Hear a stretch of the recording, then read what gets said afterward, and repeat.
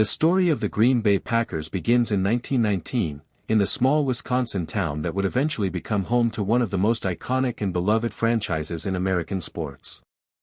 In those early days, professional football was still in its infancy. Baseball was America's pastime, boxing was the sport of toughness and spectacle, and college football held the respect of fans across the country. But in Green Bay, two men, Curly Lambeau and George Calhoun, decided to organize a team that would represent the grit, determination, and community spirit of their town. With backing from the Indian Packing Company, which provided uniforms and financial support, the team took on the name Packers, a name that would never leave them and would come to symbolize resilience and tradition. The Packers began playing against local teams, and the buzz they created around Green Bay was immediate. Fans crowded makeshift stands, shouting encouragement and embracing the new team as if it were their own family. Within 2 years, in 1921, the Packers became part of the fledgling American Professional Football Association, which soon changed its name to the National Football League. While other small-town teams eventually folded or relocated to larger cities, Green Bay's unwavering community support became its lifeline, ensuring survival even when times were financially desperate. The early years were not easy, but by the late 1920s and early 1930s, the Packers had begun to carve their place in football history. Under Curly Lambeau's leadership, the team won 3 consecutive NFL championships from 1929 to 1931, a feat that stunned the sporting world and gave credibility to the small-town club. The Packers became known for their passing game, with Lambeau innovating strategies that set his team apart from others who relied heavily on running the football. Don Hutson, who joined the team in 1935, revolutionized the wide receiver position, using speed, sharp route running, and reliable hands to change how the game was played.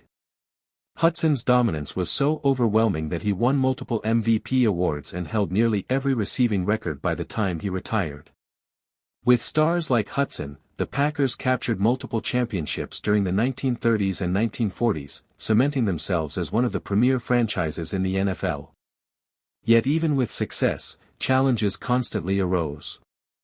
Financial instability remained a threat for decades, and the Packers relied heavily on their devoted fan base to survive. In fact, the Packers became unique in American professional sports by operating as a publicly owned nonprofit organization. Fans could literally buy stock in the team, ensuring that no individual owner could ever move the franchise out of Green Bay. This structure turned the Packers into not just a team, but a community institution.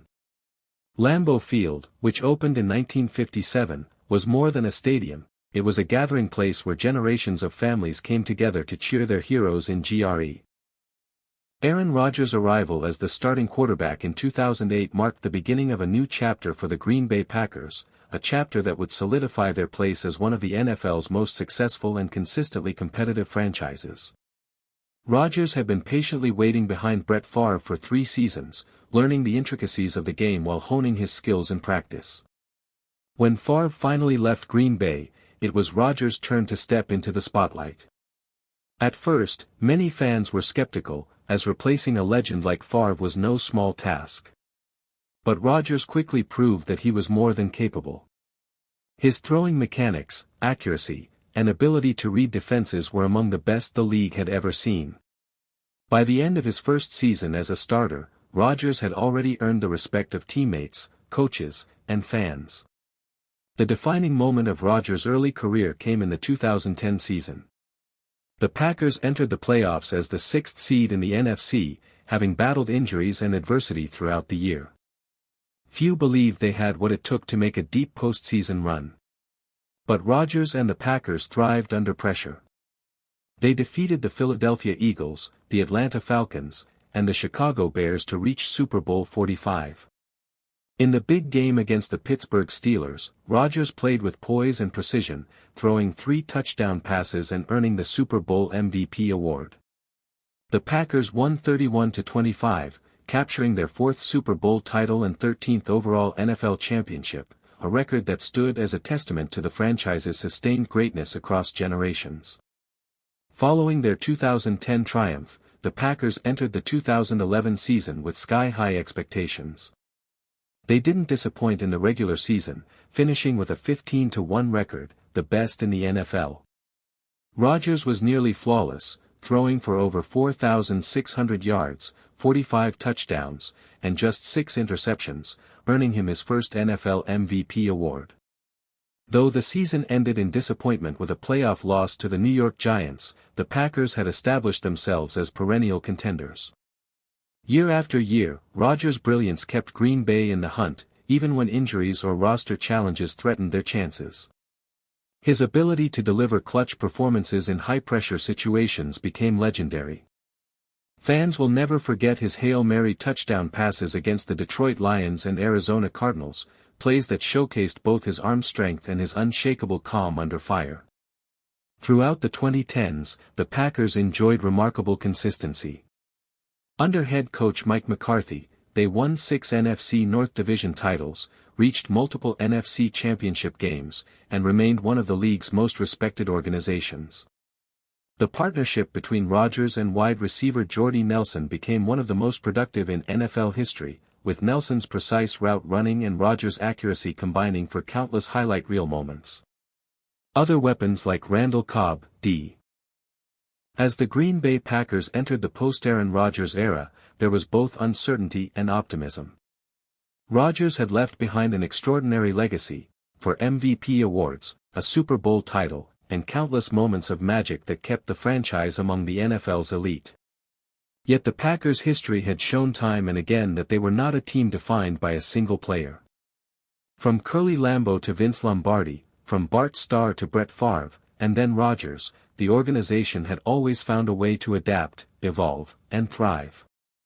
Now, it was Jordan Love's turn to carry the torch. Drafted in 2020, Love had spent 3 years learning under Rodgers, developing his skills, and waiting for the opportunity to lead.